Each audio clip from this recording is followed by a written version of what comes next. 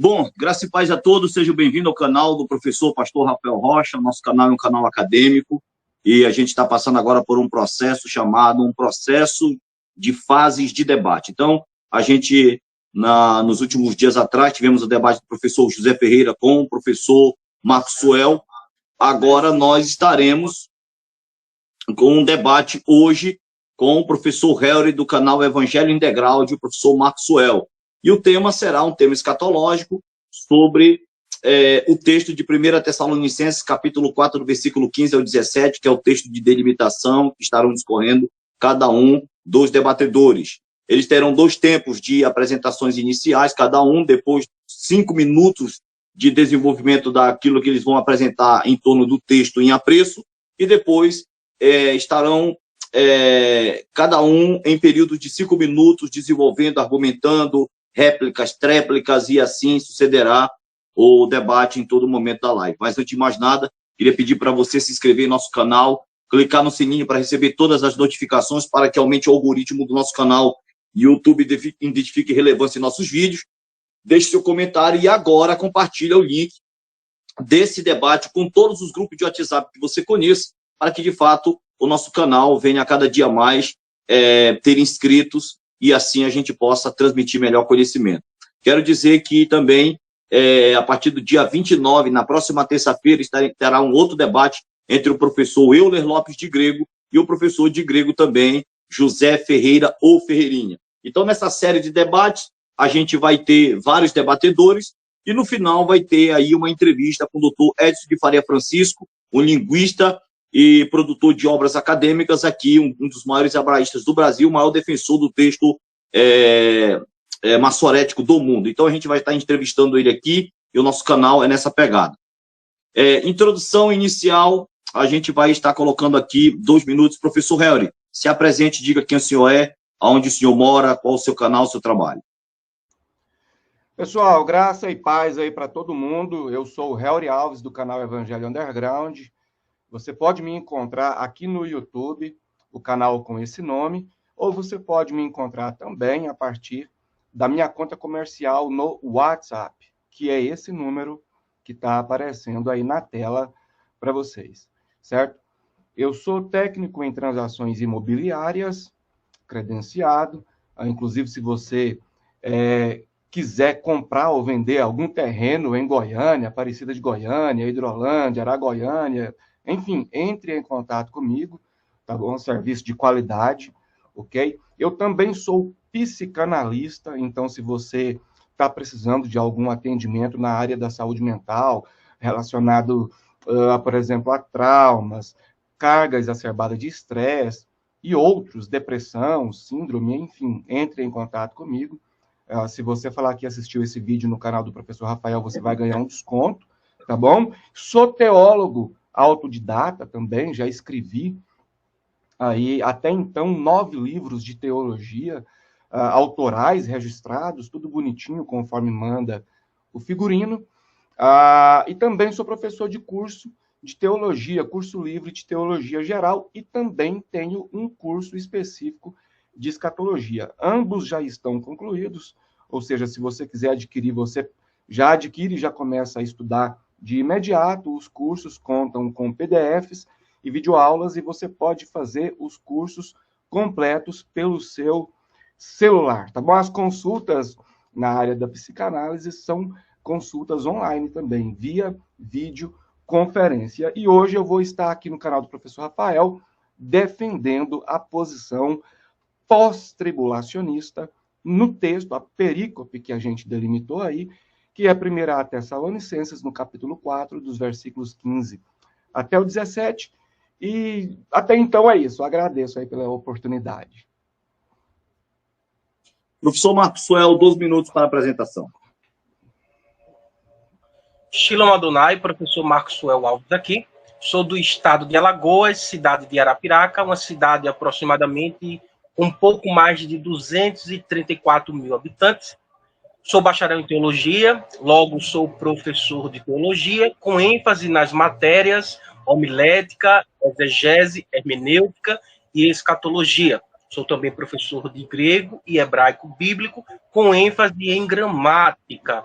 tenho 33 anos, sou pai do Gabriel, e será uma honra estar aqui defendendo a visão pré, e de antemão estou aqui para não só defender aquilo que eu acredito, mas também aprender com meu nobre amigo, professor Helry, porque ninguém é tão sábio que não tenha nada a aprender, e ninguém também é tão leigo que não tenha nada a ensinar. Então, aqui eu quero expor aquilo que eu acredito dentro da realidade contextual bíblica, seguindo as regras gramaticais, e será uma honra.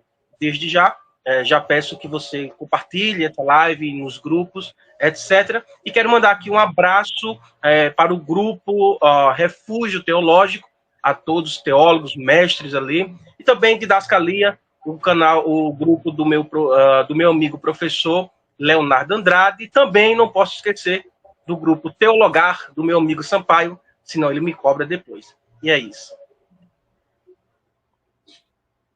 Beleza, então nesse momento agora nós teremos 5 minutos para a introdução e da tese que vai ser apresentada, da defesa que vai ser feita em torno de 1 Tessalonicenses, do capítulo 4, do versículo 15 ao 17.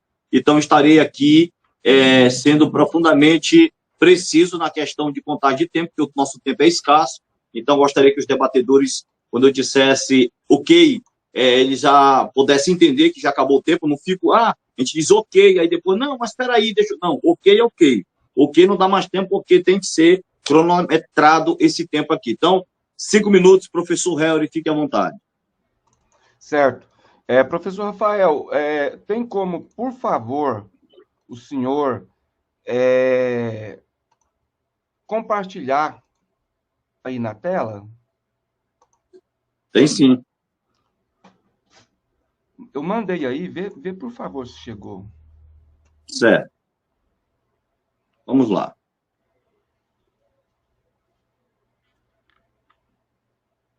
É um documento de PDF. Aí eu mandei para o senhor aí. Aproveitar a oportunidade aí também, eu esqueci de citar meu nobre oponente aí, que é uma honra estar debatendo com o professor Maxwell. Com certeza a gente vai aprender e ensinar também. Quem está assistindo vai aprender, sim, alguma coisa aqui com esse debate, é uma honra. Tá bom? Professor Rafael, eu tô pronto, assim que o senhor der o sinal verde aí, eu começo. Não, já está compartilhado. Então, vamos lá. 1 Tessalonicenses, capítulo 4, versículos 15 ao 17, nós temos. Versículo 15.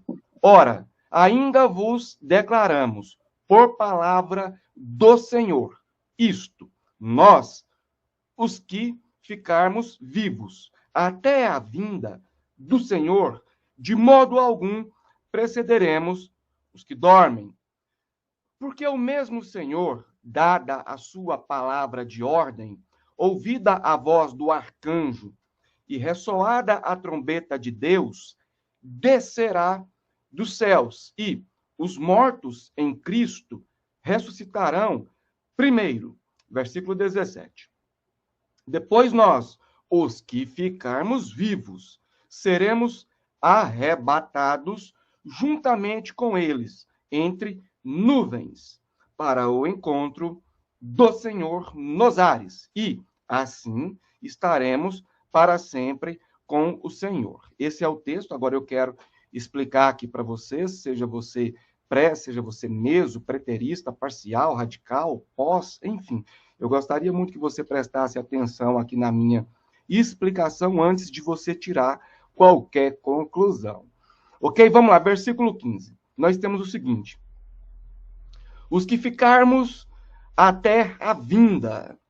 Essa vinda, naquilo que nós temos por originais, os dois nobres professores aqui presentes sabem disso melhor que eu, essa vinda está escrita com a palavra parousia, que quer dizer a vinda visível de nosso Senhor Jesus Cristo.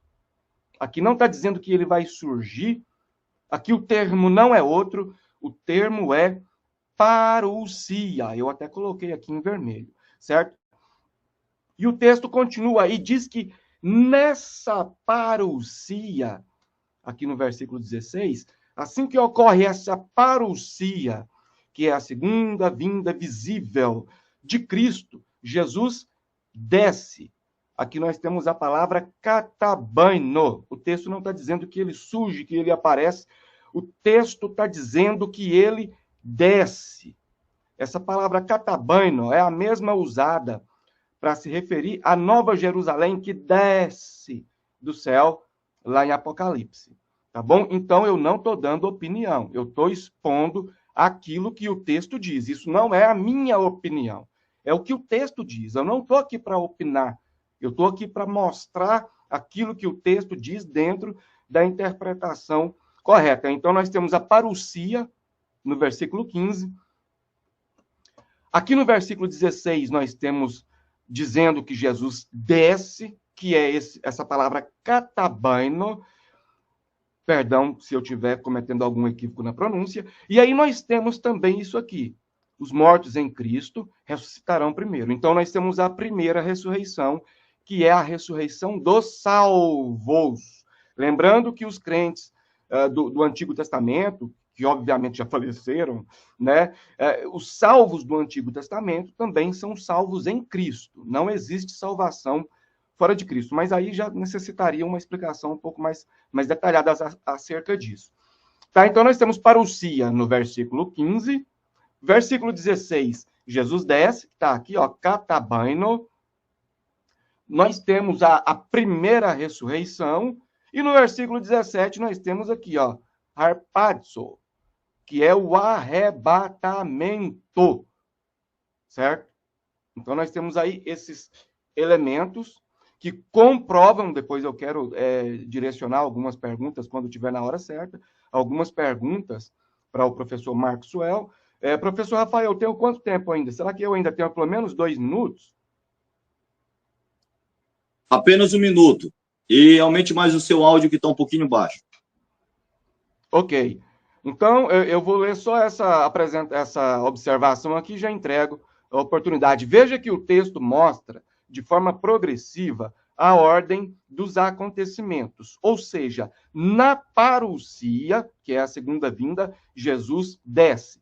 Na descida dele, ocorre a primeira ressurreição. E após essa ressurreição, temos o harpazo, que é o arrebatamento. Uma outra coisa interessante, só para finalizar, é que o apóstolo Paulo não deixa a ideia inequívoca de que estaria vivo na ocasião do arrebatamento. Tanto é que ele deixa bem claro, nós quem? Os que ficarmos vivos. Ele não está dizendo que estaria vivo. Ok.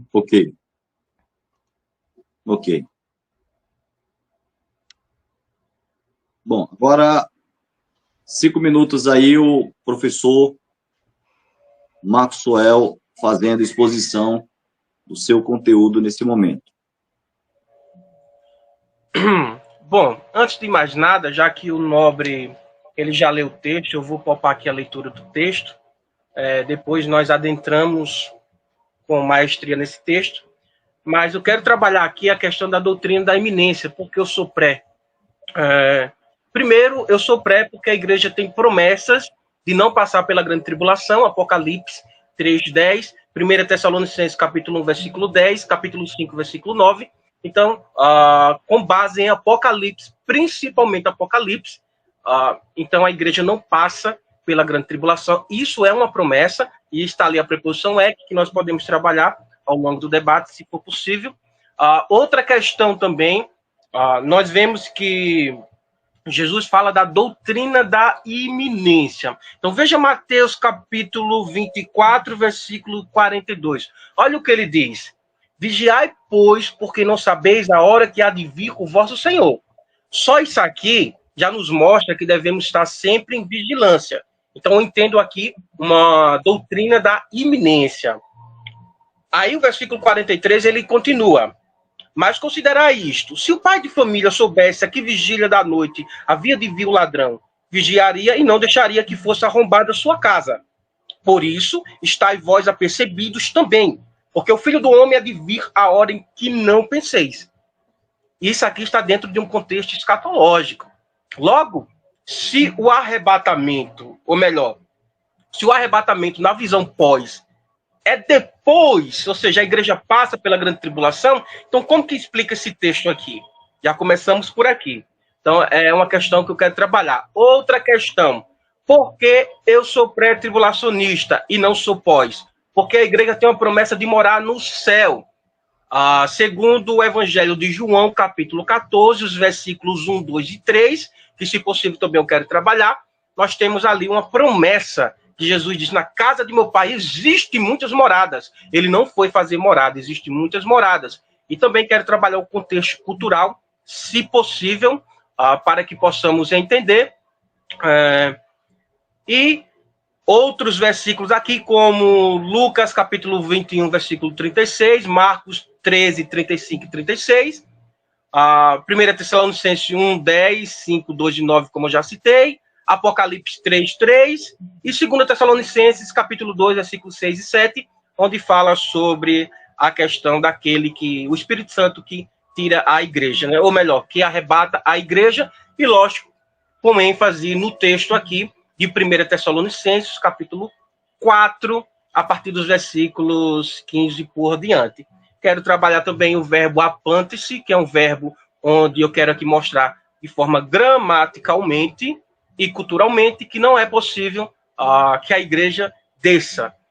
O nobre Helder, ele comentou algo que é interessante, ele diz que, segundo o verbo, né, ele usa o verbo aí, qual é o verbo que ele usa? Katabesetai. Está conjugado no verbo, um verbo futuro, indicativo, voz média, terceira pessoa do singular.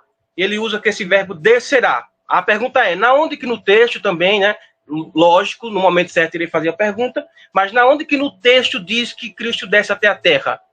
O texto nem diz que ele desce até a terra, mas eu consigo provar de forma gramatical e culturalmente que ele vem até as nuvens e sobe, e é sobre isso que eu quero tratar aqui, de forma gramatical, com muita humildade, quero expor aquilo que eu acredito. É isso. Ainda tem um minuto, professor.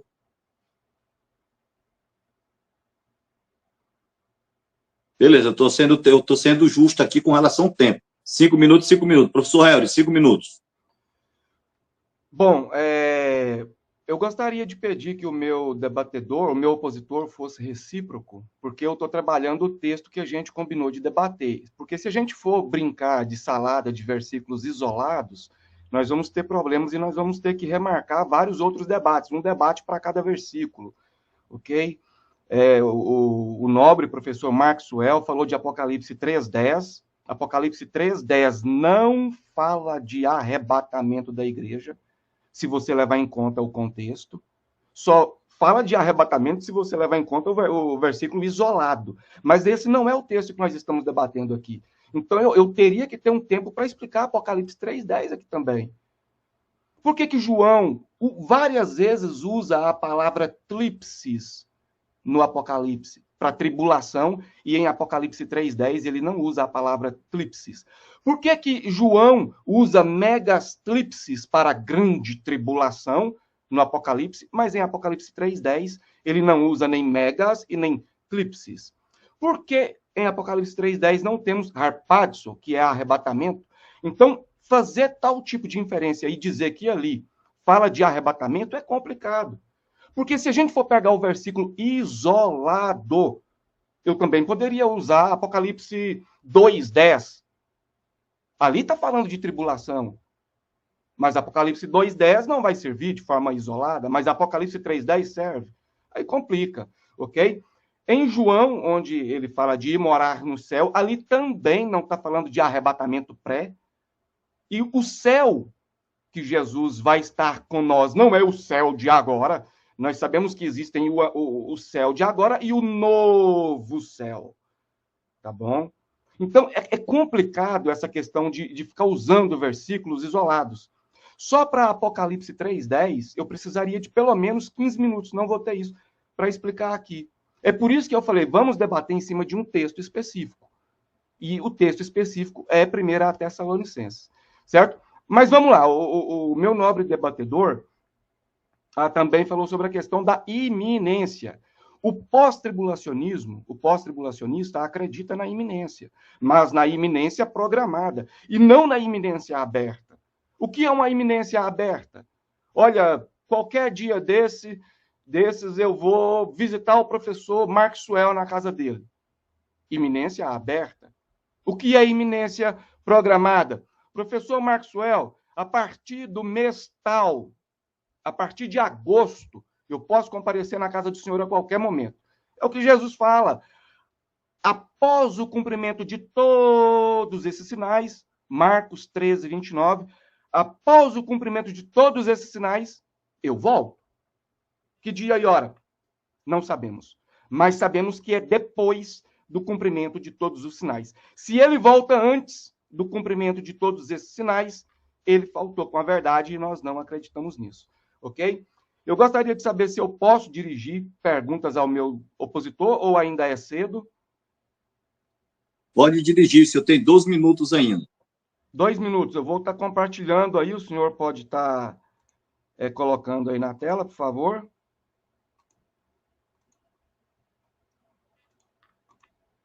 Certo. O senhor pode estar colocando aí na tela. A hora que o senhor der o ok, eu faço a pergunta. Tá, beleza. O senhor está compartilhando a tela aí, né? Isso. Pessoal, então, enquanto o professor Rafael compartilha a minha tela, eu gostaria que vocês entendessem que eu não quero, de forma alguma, ser desrespeitoso com o meu nobre debatedor, a quem eu gosto e respeito. Mas é que o debate é de um texto específico. E ele fez a famosa salada de versículos isolados. Tela compartilhada. Com todo respeito. Vamos lá. Eu tenho aqui algumas perguntas. Eu vou dirigir a primeira pergunta para o meu debatedor, para o meu opositor. Depois, se der tempo, eu faço as outras. A pergunta é: onde podemos encontrar no texto, objeto de estudo, perícope delimitada, onde podemos encontrar no texto um espaço de tempo de 7 anos entre a parousia do versículo 15 e o harpazo do versículo 17? Porque, geralmente, o pré-tribulacionismo afirma que vai ter um espaço de tempo de 7 anos, ou, se o senhor quiser, pode usar o espaço de tempo de 3 anos e meio também, não tem problema. Onde existe esse espaço de tempo de 7 anos entre a parousia do versículo 15 e o harpazo do versículo 17? Onde o senhor encontra esse espaço de tempo no texto específico que nós estamos debatendo?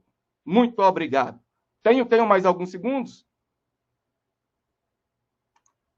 5 minutos agora para o professor Maxwell, tá? Bom, primeiramente, meu nobre professor Helry, estamos sim alienados ao tema.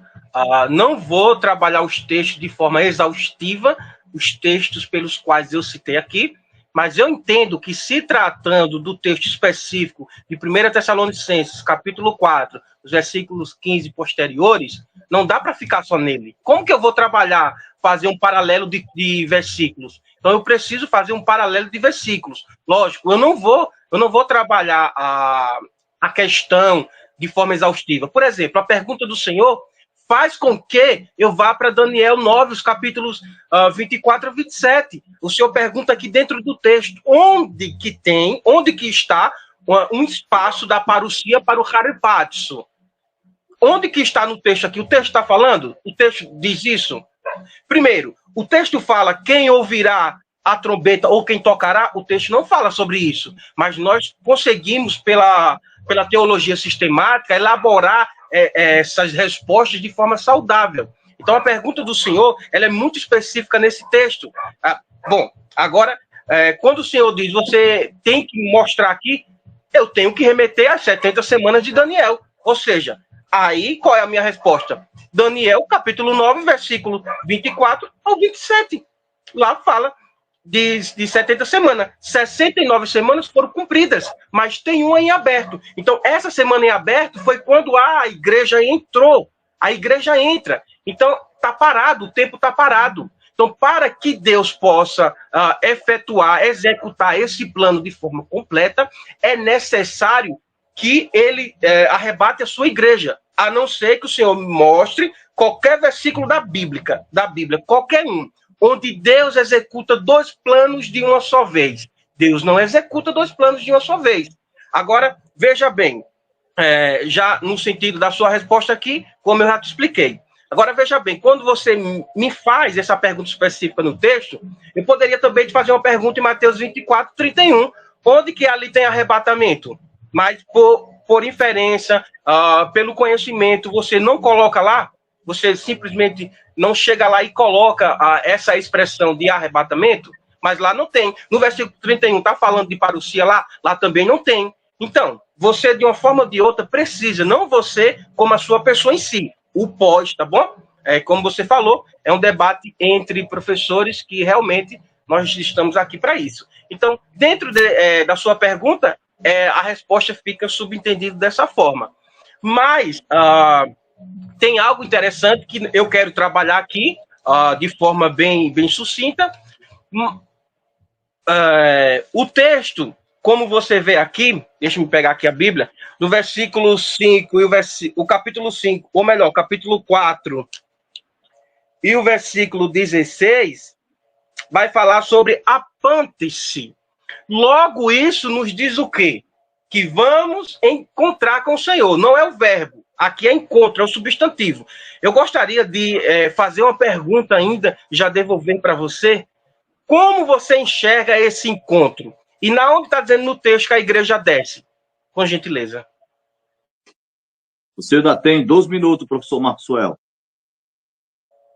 Não, ok. Pode passar para ele, não tem problema. 5 minutos, professor Helder. Está mudo o seu áudio. Oi, alô, som. Tá ouvindo aí? Aumente bastante seu som do áudio, entendeu? Eu vou conversar mais perto aqui da câmera. É. Parabenizar aí o meu opositor pela oratória, e se expressa muito bem, como eu já esperava, não é nenhuma surpresa para mim, tá bom? Mas vamos lá. Eu topo a gente fazer um debate específico posteriormente sobre as 70 semanas de Daniel, porque eu não acredito da forma que o pastor acredita, que o professor acredita, certo? As 70 semanas de Daniel já se cumpriram, é o que eu defendo. Com ele, a gente pode debater isso aí depois. Ele também cita Mateus 24. Eu posso debater Mateus 24 com ele depois de forma específica, certo? Tenho um estudo elaborado, inclusive tenho uma videoaula completíssima sobre Mateus 24, versículo por versículo, respeitando o historicismo, enfim, tudo. Quem quiser também ter acesso a essa videoaula pode entrar em contato comigo. Eu faço um desconto para quem está assistindo esse vídeo. Posso debater com o professor Maxwell Apocalipse 3:10 e provar no texto, sem opinião. Sem opinião, não quero dar opinião.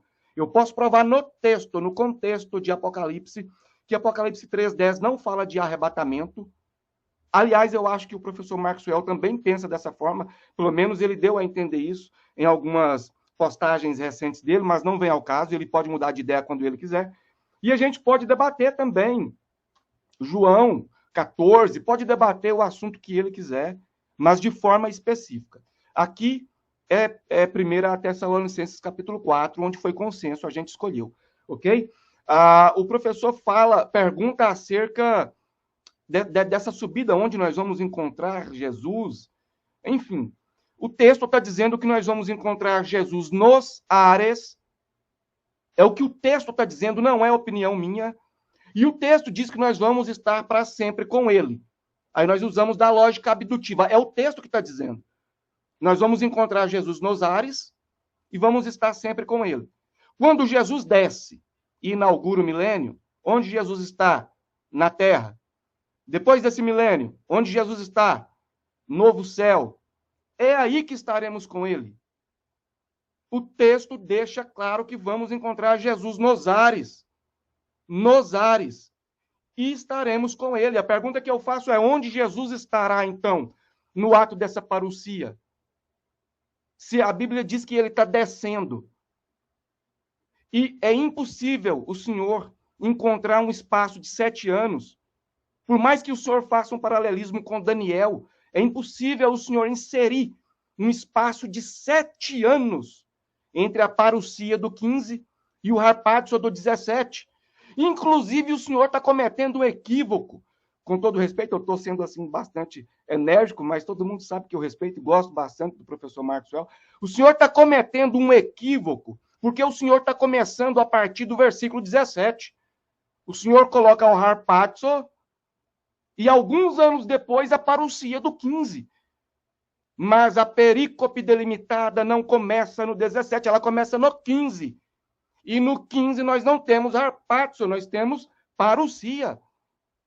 Essa seria uma ótima pergunta para o senhor. Por qual motivo o senhor começa no Harpazo ao invés de começar pela parousia? Porque no pré que o senhor defende, primeiro vem o Harpazo do 17. Depois é que vem a parousia do 15. Ou seja, de baixo para cima. Outra coisa, já que a gente está usando de lógica abdutiva, eu vou fazer o mesmo, mas sem fugir da perícope, que a gente delimitou aqui no debate.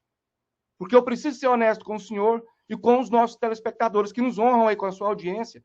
No texto de 1 Tessalonicenses diz que primeiro ocorre a ressurreição dos salvos, depois o arrebatamento. Já que o senhor diz que esse arrebatamento é antes da grande tribulação, então a primeira ressurreição também tem que ser antes da grande tribulação. E onde nós encontramos primeira ressurreição antes da grande tribulação? Não existe. Primeira ressurreição está em Apocalipse capítulo 20, que é depois da grande tribulação. E mais uma vez, o senhor começa de trás para frente. O senhor começa o Apocalipse do 20 para trás, porque para o senhor primeiro vem a primeira ressurreição do capítulo 20 e depois a grande tribulação, etc. Está errado, está equivocado. Espero ter respondido a pergunta que o meu nobre debatedor dirigiu à minha pessoa.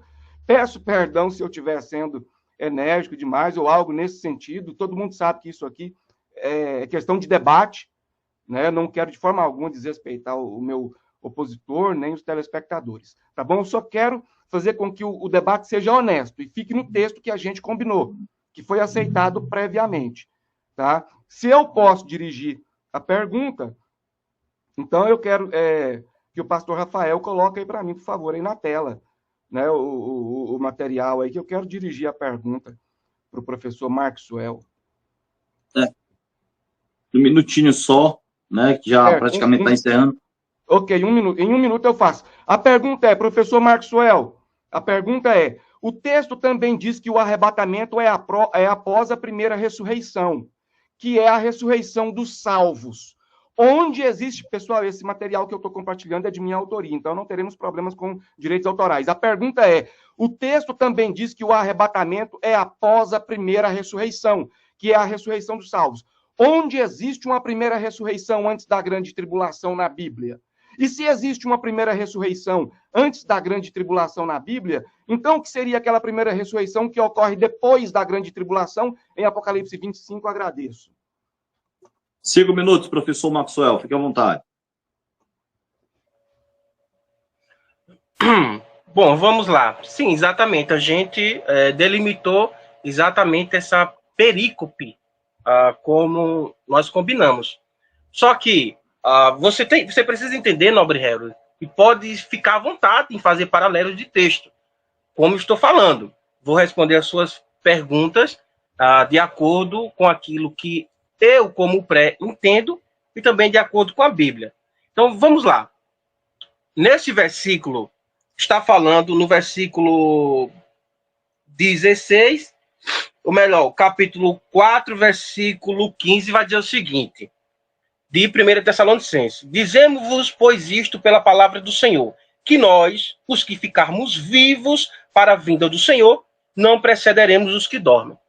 Primeiro eu quero aqui falar sobre algo que você comentou no começo, que Paulo não se incluía, me perdoe, ou talvez me corrija depois, não se incluía no meio dessas pessoas, mas ele vai falar, nós, aqui é um plural, ou seja, nós os que ficarmos vivos, porque ele acreditava que o arrebatamento era naquela geração. Mais uma vez, fica comprovado que Paulo aqui, por inferência e interpretação minha, ele simplesmente acreditava que Jesus iria voltar naquela geração. Aí ele diz, porque o mesmo Senhor descerá do céu que é exatamente aquele verbo que eu te falei. Agora veja, que quando ele diz descerá, ele não diz que Jesus descerá à terra. Não diz. A não ser que você me prove aqui, eu faça aí um paralelo dentro das regras gramaticais e hermenêuticais, mas até então eu não consigo enxergar dessa forma. Aí ele continua. Dizemos-vos isto pela palavra do Senhor, que nós que ficarmos... 16. Porque o mesmo Senhor descerá do céu com alarido e com voz de arcanjo. Mais uma vez, ele não diz quem toca a trombeta, quem ouve a trombeta. Simplesmente não diz. E com a trombeta de Deus. Aí aqui me remete a 1 Coríntios capítulo 15, versículo 52. Paulo lá não fala de vinda, não usa o termo vinda, não usa o termo, ou melhor, parousia, muito menos, ele usa haripatzo. Mas ali nós não entendemos que tem arrebatamento? Lógico que sim. É um contexto soteriológico. Porque o mesmo Senhor descerá do céu com a trombeta de Deus e os que morreram em Cristo ressuscitarão primeiro. Então, primeiro acontece a ressurreição de Cristo, que é a primícia. Então, vamos excluir. Cristo já ressuscitou. E quem é que vai ressuscitar? Os mortos. Onde que acontece essa ressurreição? O Apocalipse vai falar de uma ressurreição. De duas. Uma para salvos e outra para os que morreram sem Cristo. Logo, no arrebatamento, fica subentendido que acontecerá essa ressurreição. Ou seja, eles irão ressuscitar. Depois, nós, Paulo, ele está simplesmente se colocando no meio. Depois nós, os que ficarmos vivos, seremos arrebatados. Aí aqui ele vai usar o termo haripagesometa. Haripagesometa, verbo futuro do indicativo, voz passiva, primeira pessoa do plural. Então, é aqui que eu vou trabalhar com você. Vou trabalhar com você aqui. Aí, o que é que ele usa? Ou seja, a igreja aqui é voz passiva. Logo, Cristo é voz ativa. Observa onde é que eu vou chegar. Portanto, quando eu uso o termo, quando ele diz aqui, ao encontro de Cristo nos ares, ele está dizendo, o apóstolo está dizendo, que nós vamos ao encontro nos ares, mas ele não diz que volta em lugar nenhum aqui, a não ser que o senhor me mostre. Não diz que volta, mas eu não vou ter mais tempo agora. Tem mais tempo ainda, pastor? Um minuto ainda, um minuto. Então, agora eu quero te fazer uma pergunta. Dentro desse verbo, dentro do texto aqui, você já sabe que aqui o arrebatamento significa literalmente tirar, arrancar, arrebatamento. Isso aqui não vamos trabalhar. Mas, quando ele usa ao encontro, a palavra que ele usa aqui é apântesis. Apântesis, que é ao encontro. Permita aqui, rapidinho, eu tentar encontrar aqui. Ou seja, mortos em Cristo. E eu vou te provar aqui, gramaticalmente e culturalmente, que a igreja sobe. E você verá isso. Junto com ele será levado nas nuvens à reunião. Ou seja, é o substantivo, tá? No caso, o acusativo feminino singular. Ou seja, é objeto direto. É objeto direto. É isso que eu quero dizer. Então, eu quero que você me mostre no texto onde que a igreja desce. Já que você está delimitando o texto, onde que a igreja desce. E eu vou te mostrar que a igreja sobe, gramaticalmente e culturalmente. Ok. 5 minutos, professor Heori. Professor Rafael, por favor, compartilhe para mim o material. Já está aí para o senhor compartilhar? Vou estar compartilhando agora. Ok. Antes do senhor compartilhar, eu quero fazer algumas observações dentro do meu tempo acerca daquilo que o professor Maxwell diz. Pessoal, eu não acredito em primeira ressurreição dividida em etapa 1, 2, 3, 4, 5. Eu acredito conforme o texto. A primeira ressurreição em massa dos salvos. Por isso, eu não acredito nessa ideia pré-tribulacionista de que a primeira ressurreição é dividida em várias etapas, tal como também dividem a segunda vinda em etapas, para dar certo dentro da teologia deles. Outra coisa, o professor Maxwell, com todo o respeito do mundo, não respondeu a minha pergunta.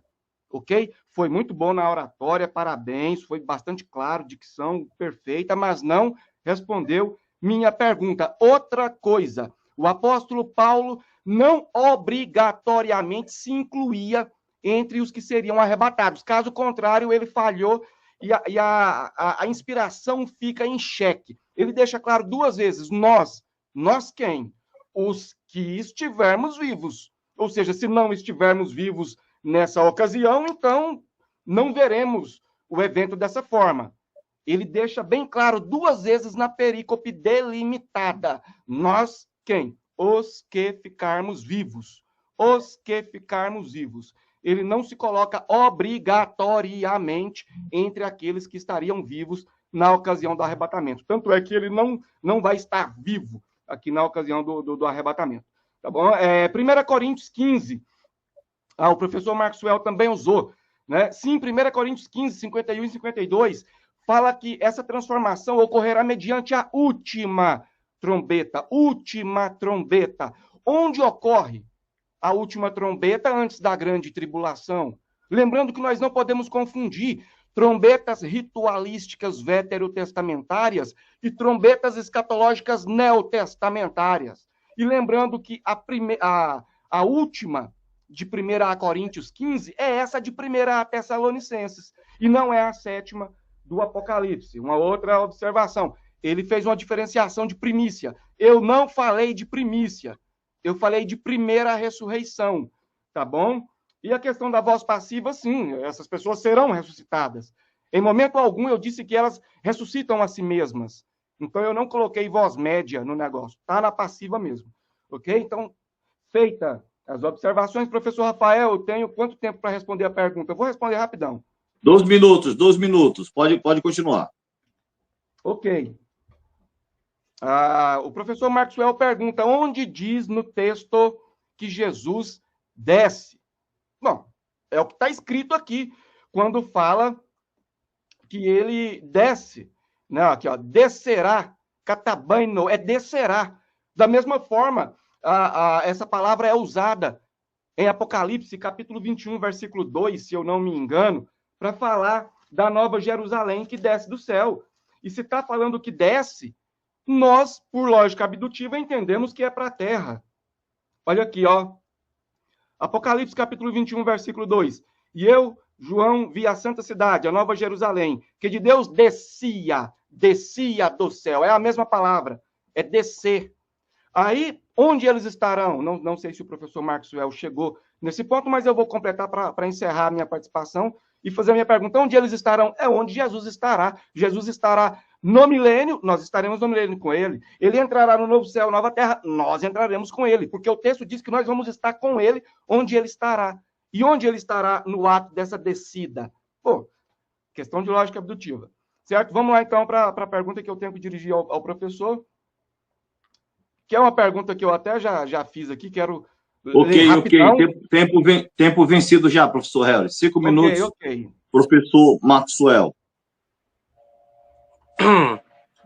Bom, na verdade, o que o nobre Helry fez aqui foi uma inferência, quando ele diz que a igreja vai se encontrar nos ares e vai descer, ele fez uma inferência, ou seja, ele interpretou a seu bel prazer, porque o texto não fala isso. Aliás, gramaticalmente, nem pós e nem pré pode dizer nesse texto, usando a palavra pante-se, se desce ou se sobe. Quem fala isso é desonesto intelectualmente. Ah, professor, mas você falou que vai defender. Agora eu vou defender. Só que vamos lá.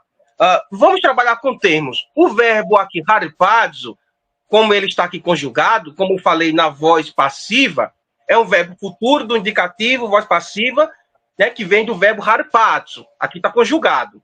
Pegar, arrebatar, tomar força, arrancar, puxar. Beleza, tranquilo. Ou seja, o verbo é traduzido como alcançar, arrebatar, tomar força ou arrancar. Ocorre 14 vezes no Novo Testamento grego. Em todos os cenários, a ação é repentina, decisiva e além da capacidade de resistência daquele que é agarrado.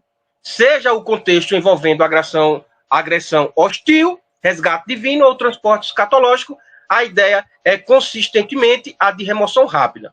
Ok, agora, quando eu quero trabalhar o verbo apântesis, que vem, ou melhor, o substantivo apântesis, que vem do verbo apantal, encontrar, aqui o substantivo é encontro. Observe o que diz, É um substantivo acusativo, objeto direto, feminino singular. Vou ser bem sucinto aqui. Qual a visão geral do termo? Segundo a concordância de Strong, a palavra traduzida como encontro, que é a pântesis, é encontrada apenas 3 vezes no Novo Testamento grego. Em cada contexto, descreve uma saída proposital para saudar uma pessoa importante que chega enfatizando boas-vindas, honra e acompanhamento. Embora os contextos sejam diferentes, parábola, narrativa de viagem e ensino escatológico, o ponto em comum é a recepção alegre de uma figura há muito esperada e o acompanhamento imediato dessa figura ao destino pretendido. Então vamos lá. Quantas vezes aparece o verbo apante-se no Novo Testamento? 3 vezes. Dentre elas vai aparecer em Atos, que eu já vou explicar. Agora veja bem, contexto cultural aqui, literalmente acolhendo um dignatário. Isso aqui é um contexto cultural. No mundo greco-romano, era costume que os cidadãos deixassem uma cidade e formassem uma delegação para encontrar um oficial visitante, benfeitor ou general vitorioso. Após cumprimentá-lo, o grupo se virava e o acompanhava de volta pelos portões em uma procissão comemorativa. A antiguidade judaica ecoa a prática de anciãos saírem ao encontro de reis ou heróis militares, que eu não vou entrar nessas questões porque eu não tenho tempo. Então, esse contexto esclarece cada ocorrência no Novo Testamento. Ou seja, o grupo que sai não parte permanentemente, mas retorna prontamente, acompanhando o convidado de honra pelo resto do caminho. Agora, veja bem, eu não estou dizendo que o senhor, como professor, defende isso, mas o pós, eu vou citar o nome aqui, por respeito à pessoa dele, o professor e doutor Carlos Augusto Vailate, ele disse que isso aqui favorece literalmente a igreja, ou favorece o arrebatamento pós. Só que veja bem, observe, como se você pegar Atos 28:15, vai dizer o seguinte: saíram para encontrar Paulo, mas logo voltaram para Roma. Observe, exatamente aqui é voz ativa, Atos 28:15. Quem estuda grego aí pode examinar. O mesmo substantivo, apântesis, está na voz ativa. Mas em Tessalonicense é a voz passiva. Ou seja, quem foi encontrar Paulo, foram eles que foram encontrar Paulo, encontrou Paulo e voltou. E voltou, como o contexto aqui que eu expliquei. Mas aqui dentro da perícope que nós estamos trabalhando, a igreja é voz passiva. Então, quem sai ao encontro da igreja é Cristo. Cristo sai com anjo, sai com trombeta. Ele vem receber a igreja. E, agora eu não tenho mais tempo, mas eu quero trabalhar a questão e mostrar aqui alguns argumentos, porque eu acredito que Cristo ele vem buscar a igreja, ou seja, gramaticalmente a igreja vai nos ares, e como Cristo ele é voz ativa, é ele que vem buscar a igreja e ele volta. Volta para onde? Para o céu. É onde ele estava. Então, através disso aqui, com muita humildade, sim, a igreja é voz passiva e a pântesis só mostra que, literalmente, Cristo vem buscar a igreja. Ok. 5 minutos, professor Helder. Seu áudio está mudo. Desculpa, eu quero fazer aqui algumas observações antes de entrar na minha explicação. Mais uma vez, parabéns aí ao professor Maxwell pela fala. A questão da falácia gramatical que o meu oponente está fazendo, certo? Ele está tentando usar da gramática para fazer a gramática dizer aquilo que o texto não diz. Aquilo que o texto diz está claro. E quando eu falo falácia, é no sentido de estratégia, não no sentido de má-fé, certo? Outra coisa, ele cita o professor e pastor Carlos Augusto Vailate, como se eu tivesse que acreditar da mesma forma que o Vailate. Isso é um equívoco e também pode ser classificado como falácia do uso do argumento da autoridade, certo? Eu não estou fazendo esse tipo de estratégia, não estou usando esse tipo de subterfúgio. Ele também usa Atos 28:15, que não é um texto que faz parte da perícope que a gente delimitou e aceitou de forma prévia para debater, mas eu posso estar debatendo isso com ele também posteriormente, se eu ainda estiver atuando na teologia. Todo mundo sabe que eu já estou saindo aí da teologia e tal. Outra coisa, ele fala da voz passiva e, mais uma vez, eu quero deixar bem claro que em momento algum eu coloquei o arrebatamento ou a primeira ressurreição em voz média. É lógico que é Jesus que arrebata essas pessoas.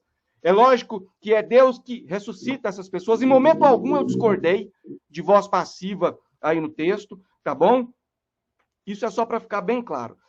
Da mesma forma que eles acusam o pós de bate-volta, eles também estão fazendo a mesma coisa. Ou seja, é um bate-volta. Jesus desce, vem até na metade do caminho, e a partir do momento que ele vem até a metade do caminho, ele volta. Então é um bate-volta também. Só que nós entendemos que quando Jesus desce, ele desce para onde? Para Júpiter? Para Vênus? Ele desce para a Terra. Nós somos pré-milenistas históricos, o professor Maxwell é pré-milenista dispensacionalista, acreditamos em um milênio literal aqui na Terra. Então, Jesus desce, na parousia ele desce. O texto está dizendo que ele desce, certo? Eu quero perguntar ao professor Rafael quanto tempo eu ainda tenho. 3 minutos. 2 minutos agora, 2 minutos. Certo, 2 minutos. Então, eu quero que o senhor, por favor, compartilhe o meu material, que eu quero fazer a pergunta que da outra vez eu não consegui por decorrência do tempo ter estourado. Certo. Compartilhando. Vamos lá. Tela compartilhada. Eu quero fazer essa pergunta de número 3, lembrando que, mais uma vez, esse é um material de minha autoria, não teremos problemas com direitos autorais. A pergunta de número 3 que eu separei para o meu nobre opositor aqui no debate, o qual, mais uma vez, eu quero deixar claro que respeito e admiro, inclusive pela educação, ok? Pela intelectualidade, enfim. Terceira pergunta. Por qual motivo o defensor do pré, no caso, o professor Maxwell, começa a ler o texto, o objeto de estudo, de baixo para cima? Ou seja, por qual motivo o senhor, professor Maxwell, coloca o harpazo do versículo 17 antes da parousia do versículo 15?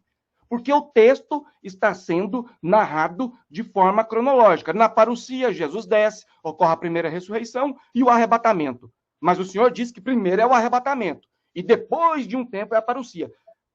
Para evitar de fazer o uso paralelo de Daniel, nós não vamos ter tempo para debater Daniel, então eu quero perguntar isso aqui de forma específica no texto. No próprio texto, por qual motivo o senhor coloca o harpazo do versículo 17 antes da parousia do versículo 15? É isso aí, muito obrigado. Cinco minutos, professor Maxwell. Bom, meu nobre, o primeiro ponto a ser aqui observado, e bastante ético, quero ser bastante ético com o nobre, é que em momento nenhum eu começo a colocar simplesmente, por último, simplesmente se eu disser que a vinda de Cristo acontece a vinda, por exemplo, se eu fizesse uma pergunta ao senhor, por exemplo, vou fazer uma pergunta, pode anotar aí, mas eu vou responder a sua. Como, mais uma vez, vou repetir, um paralelo de texto, ninguém vai entrar lá. Mateus 24, 31. Aparece algum termo parousia? Aparece algum termo arrebatamento? Mas o pós, não sei se é o caso do senhor, entende que ali tem um arrebatamento. Aí que fica a pergunta, se ali tem um arrebatamento, se sim, gostaria de saber da sua parte. Então, primeiro acontece ali um arrebatamento e a vinda vem depois, ou seja, reúne, aí depois Cristo desce. É a mesma coisa que acontece no pré.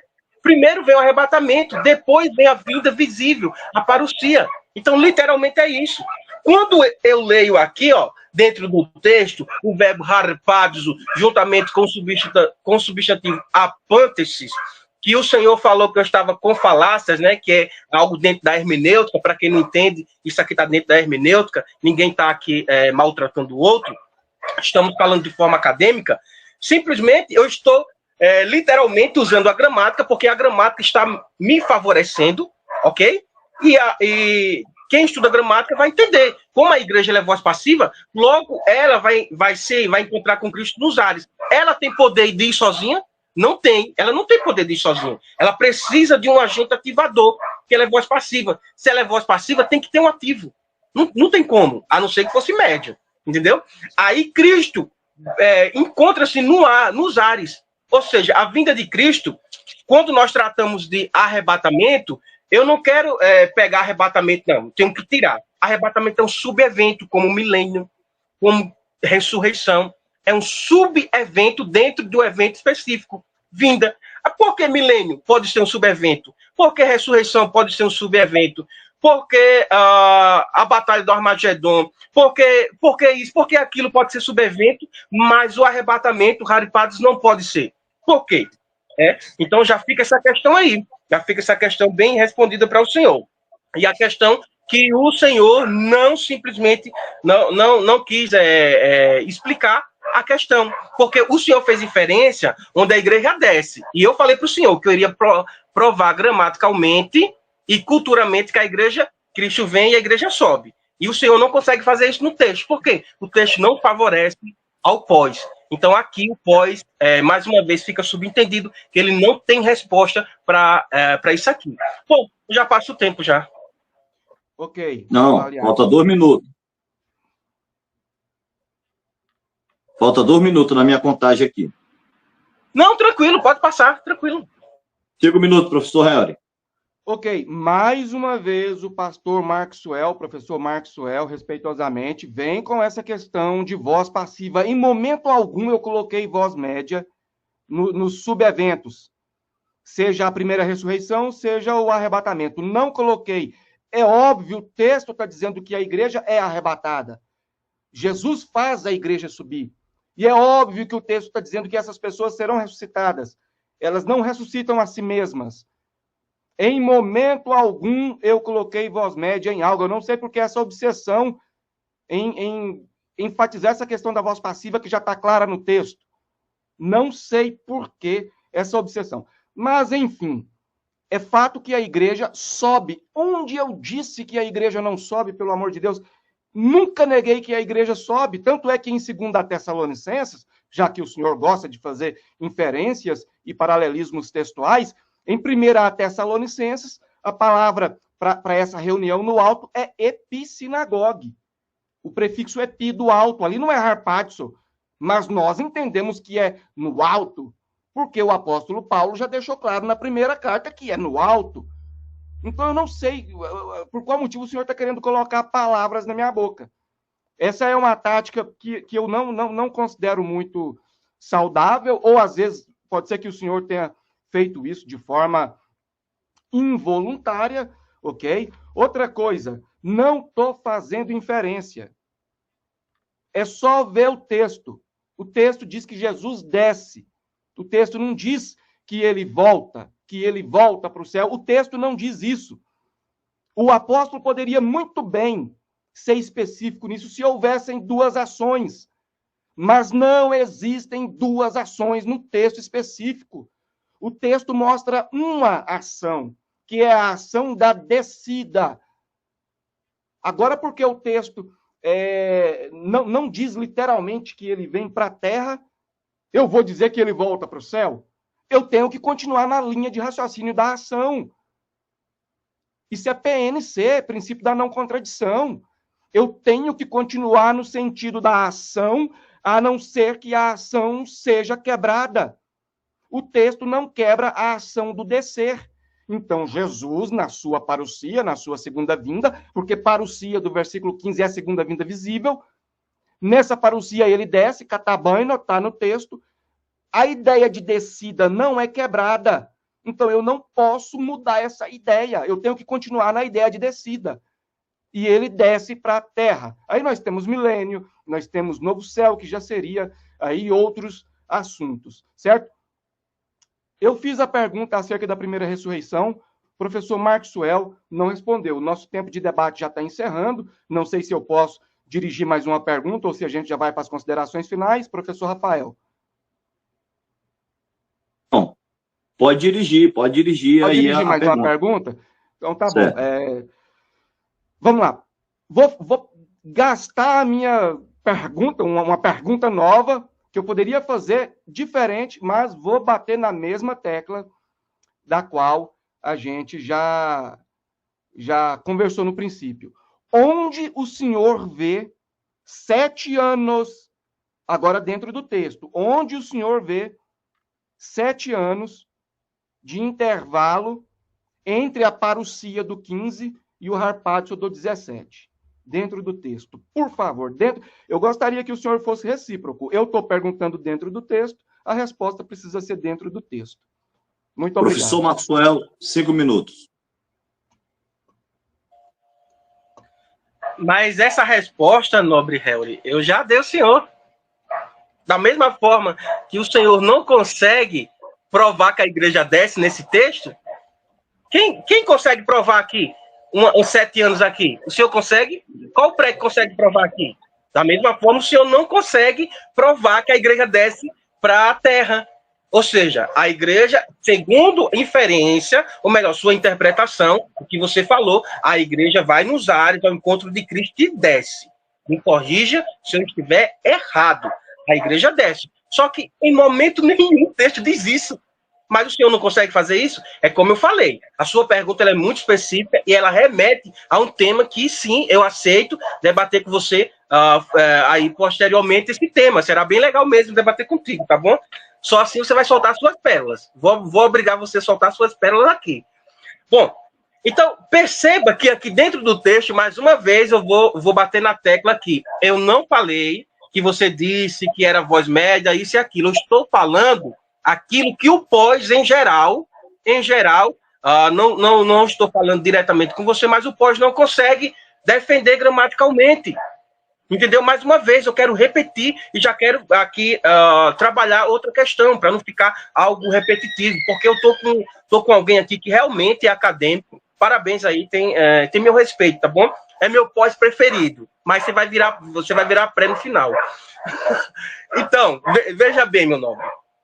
Algo interessante que nós vemos aqui, o texto colocou com cultura, por exemplo. Se eu trabalhar a cultura aqui, olha o que a cultura judaica diz. Eu vou usar uma obra aqui bem acadêmica. Olha o que diz aqui. Neto, malabarismo. Pois né, nobre, é fácil falar. A idade de casamento para as moças iniciava aos 12 anos. Olha que eu estou entrando na cultura aqui.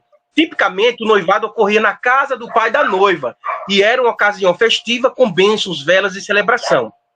Vou falar um pouco mais rápido para ganhar tempo, porque tem muita coisa aqui. Durante o período entre o noivado e o casamento, que poderia se estender por vários anos, a jovem permanecia na casa dos pais. Quando chegava o dia do casamento, depois da noiva estar adornada e perfumada para o grande momento, ela era então levada em uma procissão festiva até a casa do noivo, ou para a casa dos seus pais, caso o casal fosse morar lá. Ao cair da noite, a procissão iniciava e a noiva seria escoltada até a casa do noivo por uma multidão com tochas ou lanternas. O noivo saía para receber a noiva e a trazia para dentro de casa, onde as bênçãos e a celebração durariam até 7 dias. Em alguns textos, tanto o noivo quanto a noiva eram acompanhados por uma multidão pelas ruas até o local onde as festividades ocorreriam. Bom, isso aqui está uma obra de Klein, compreendendo todas as parábolas de Jesus. Eu estou usando exatamente porque eu acabei de fazer uma análise gramatical aqui, por isso eu estou embasando aquilo que eu acredito. Agora, já devolvendo o meu tempo aqui, que eu não preciso muito de 5 minutos, eu gostaria de fazer uma pergunta. Me desculpe se eu não respondi a sua pergunta de forma objetiva, tá bom? Mas espera aí que a gente possa ter outros debates. Mas eu não consigo responder dentro da minha capacidade intelectual. Eu não consigo responder, sou honesto. Não consigo ver aqui 7 anos no versículo, mas consigo sim fazer um paralelo de texto, porque eu sou formado em teologia sistemática, ok? Agora eu queria fazer uma pergunta para o senhor aqui, como essas perguntas, como a igreja tem promessa para ir para o céu, João 14, aqui eu usei a cultura para exatamente tipificar o casamento de Cristo com a igreja. Eu gostaria de saber, na sua perspectiva, na visão pós, onde a igreja vai para o céu. E faço outra pergunta, que possivelmente o senhor pode trabalhar depois. E na visão pós, onde acontece o tribunal de Cristo, sendo que textos como 1 Coríntios, se não me falha a memória, 5:10, fala de Ubema. Então, isso aqui, os crentes têm que ser recompensados. Então, na visão pós, 2 perguntas. Onde a igreja vai para o céu e onde acontece o tribunal de Cristo. Muito obrigado. Siga um minuto, professor Helder. Ok. Professor Maxwell sempre muito inteligente. É muito bom. É o tipo de debate que, se eu tivesse tempo, a gente ficaria aqui 2 dias. Isso é muito bom. Graças a Deus pela vida do senhor, professor. É o seguinte, vamos lá. Mais uma vez a questão da voz passiva. Eu não conheço pós que coloca voz média no arrebatamento e nem na primeira ressurreição. Nunca vi um pós dizendo que aquelas pessoas ressuscitariam a si mesmas. Nunca vi um pós dizendo que a igreja sobe sozinha. Não, nunca vi pós cometendo voz média ali. Então, essa questão da voz passiva já está batida, certo? Outra coisa, questão cultural. Eu também faço exegese, e a gente entende dentro do conjunto da exegese, que não envolve só a gramática, tá bom? Na exegese, o senhor trabalha ótica, a semiótica, o senhor trabalha a questão da sincronia, diacronia, contexto histórico, silogismos, logicismos, e não apenas tradução de palavrinhas do grego para o português, tá bom? Outra coisa, o Tribunal de Cristo, que o senhor acabou de citar, eu não vou abordar porque não foi o tema estabelecido, pré-estabelecido. Eu teria que ter muito tempo para falar sobre o Tribunal de Cristo, que é totalmente diferente da visão que o senhor enxerga, ok? A questão das pérolas também, agora um parêntese, e já vou responder a pergunta que o senhor dirigiu à minha pessoa. Eu tive debates desmarcados por decorrência de agenda por parte do professor Matheus Rangel, que teve alguns problemas com a agenda e precisou desmarcar o debate que ele tinha comigo, e também ocorreu o mesmo com o professor Leonardo Andrade. Ele também teve alguns problemas com a agenda e precisou desmarcar o debate. Então, pode ser que eu esteja debatendo com eles posteriormente, e eu, óbvio, tenho que guardar algumas pérolas para esses 2 nobres, que também estão aí entre os melhores nessa questão da teologia aqui no Brasil, certo? Agora, vamos lá. O senhor pergunta para mim quando que a igreja vai para o céu. O senhor usa a passagem de João. Lá em João está escrito, virei outra vez. Esse outra nos remete à vez anterior. Não tem como eu voltar no Japão se eu nunca fui no Japão. Eu nunca fui no Japão. Onde você vai? Eu vou retornar ao Japão. Ué, mas eu nunca fui ao Japão. Então, quando Jesus diz, virei outra vez, esse outra é no molde da primeira. E a primeira foi visível. Ele pisou na terra. Então, aquele céu que Jesus fala em João não é o céu de agora. É o novo céu.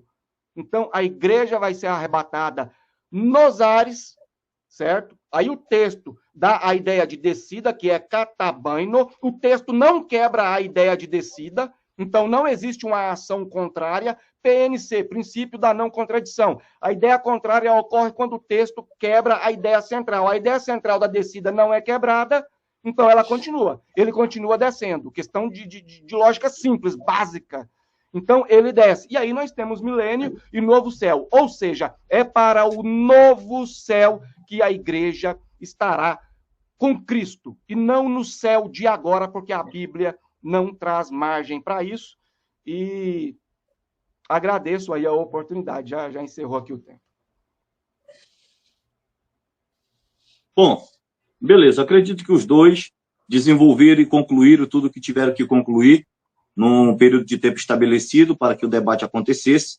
Agora, estarei dando aqui 2 minutos para cada um fazer suas considerações finais e, obviamente, professor Maxwell, fique à vontade para suas considerações finais.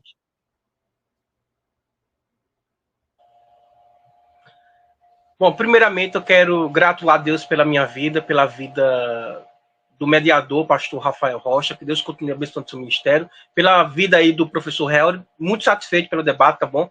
Muito educado, assim, é isso que eu procuro debater. Como vocês sabem, eu sou mais formado na área aí de grego, hebraico, mas eu resolvi sair para os debates, para expor aquilo que eu acredito e ver se eu consigo encontrar realmente apoio gramatical. E o nobre Helder aí me ajudou muito hoje. Então, espero que venham mais debates aí, com fé em Deus. Quero só tenho a agradecer a Deus e dizer o seguinte, que nesse momento, antes de terminar a live, é riscado, como diz o Matuto, é riscado, aconteceu o arrebatamento e nós todos sendo arrebatados agora, antes de terminar a live. Então, bom, brincadeiras à parte, mas o que eu quero deixar que, independente de ser pós ou ser pré, nós temos que estar sempre vigilantes. Não adianta você ser pós, estar com a vida toda errada diante de Cristo. Então, essa questão de pós e pré vai ser para sempre. Pelos comentários aí, quero agradecer pelos comentários e dizer que vocês não podem simplesmente sair espalhando rivalidade. Se você acredita no pré, você tem suas bases. Se você acredita no pós, você também tem. E nós temos que respeitar, né? Como eu fui muito sincero aqui. Não trato todo pós como ou melhor, não trato o pós como geral. Não, cada um é cada um. E essa ideia aqui que eu quero deixar, pastor Rafael, para os nobres aí que dizem, se eu pegasse o Maxwell para debater, iria ser assim, ou se eu pegasse o Helry, ou se eu pegasse fulano cicrano, pare com isso, porque quando chega na hora, como diz aqui no meu estado, você se caga todinho. Você se caga todinho. Então pare com isso, seja humilde, mantenha a humildade, porque quando eu fui entrar aqui, eu fiquei aqui, meu Deus do céu, o que é que eu vou falar? Eu fiquei preocupado, porque eu não sabia o que eu iria falar, mas aí o Espírito Santo, orei antes e tudo mais. Então, assim, tem que mostrar respeito e humildade. Se eu fosse na arrogância, o professor aqui teria acabado comigo, da mesma forma. Então, assim, muito satisfeito, pastor Helry, muito satisfeito, e eu não tenho mais o que falar, não. Se você quer fazer um curso de escatologia pré, me chama aí no WhatsApp, e agradeço aí a todos pelos comentários, negativos ou construtivos, para mim não faz diferença. Comentários, elogios, para mim, é um mesmo patamar, não, nem aumenta, nem diminui. Muito obrigado. 2 minutos para as considerações, professor Helry. Pessoal, muito obrigado aí a quem acompanhou o vídeo. Quero pedir autorização do professor Rafael e do professor Maxwell para eu estar postando esse vídeo posteriormente no meu canal também. Quero deixar bem claro, aí uma brincadeira aqui, uma provocação. Podem ficar tranquilos, o arrebatamento não vai acontecer enquanto essa live estiver durando, porque nós temos a promessa de que primeiro os sinais se cumprirão, depois ocorre o arrebatamento. Não é uma iminência aberta, e sim programada nas palavras do próprio Cristo em Marcos, no capítulo 13. Certo? Quero agradecer ao pastor Rafael por ter me dado essa oportunidade, quero agradecer ao pastor Maxwell por ter me dado essa honra de debater com ele. Se eu cheguei até aqui, porque eu sei que o professor Rafael não chama qualquer um para o canal dele, ele é bem criterioso, inclusive até enjoado demais com isso, é uma qualidade que ele tem.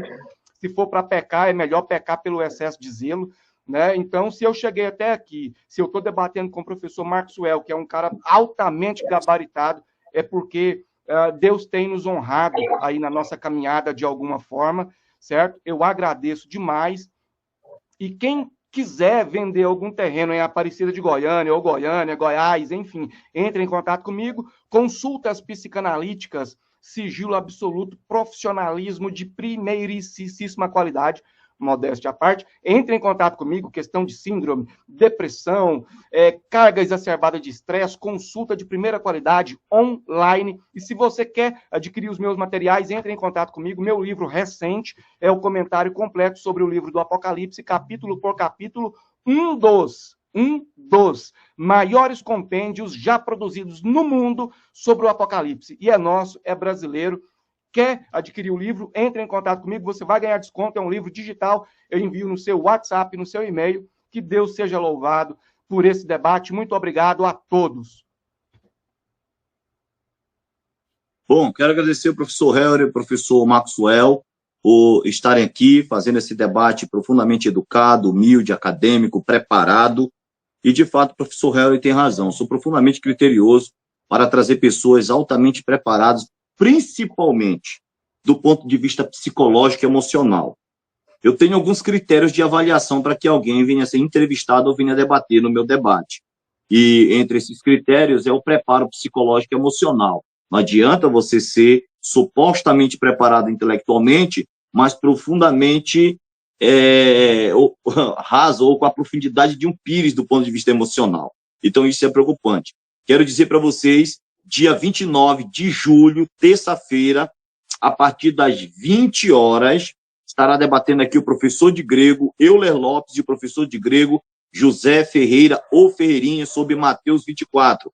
Haverá, a igreja passará pela grande tribulação, fundamentado no texto, na perícope de Mateus 24. Então, esse vai ser vai ser maravilhoso esse debate, porque são dois professores de grego dissecando o texto grego, fazendo exegese ao vivo e mostrando os contraditórios da percepção exegética sobre Mateus 24. Vai ser maravilhoso.